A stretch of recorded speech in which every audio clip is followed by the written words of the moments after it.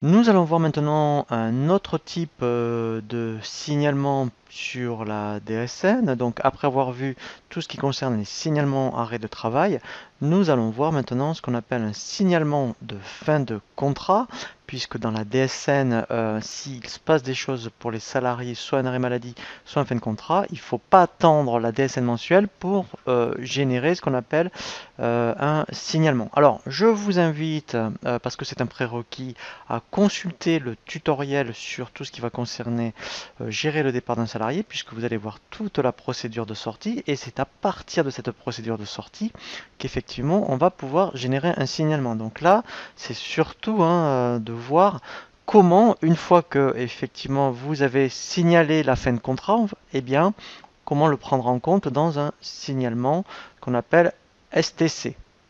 Donc une fois que toutes ces étapes sont faites, effectivement, il faut aller ici dans le menu déclaration, et dans le menu déclaration, vous avez ici, vous voyez, signalement d'un fin de contrat de travail. Donc là, nous, on l'a déjà fait. Alors, comment on fait?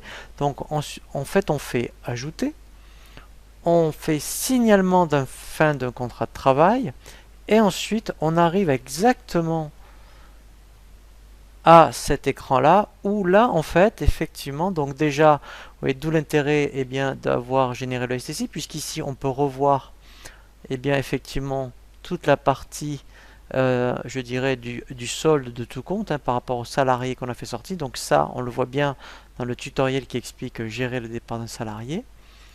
Et ici, en fait, eh bien, on a bien en visualisation eh bien, tout ce qui va concerner, vous voyez, donc en page 2, voilà.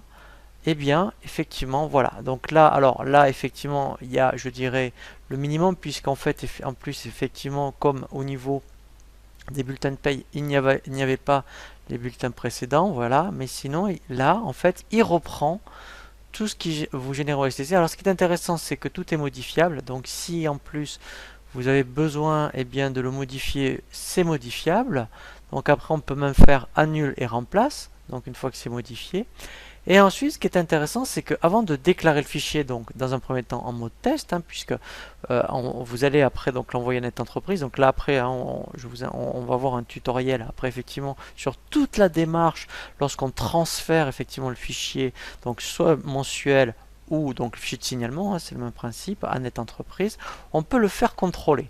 Et alors moi je vous invite donc à le faire parce que quand vous allez lancer un utilitaire de contrôle, si l'utilitaire vous dit que c'est bon, normalement vous verrez que vous aurez un retour positif de NetEntreprise. Donc en fait, c'est gratuit, donc il suffit d'aller sur le site de NetEntreprise, donc moi je l'ai déjà fait, ou de, vous voyez, dsn-info.fr, et vous avez donc, il faut être bien sûr dans une entreprise, et vous avez outils de contrôle que vous pouvez télécharger.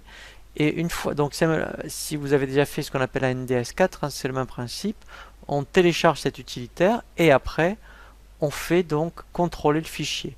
Donc une fois que le fichier est contrôlé, et bien après effectivement on peut ici le déclarer.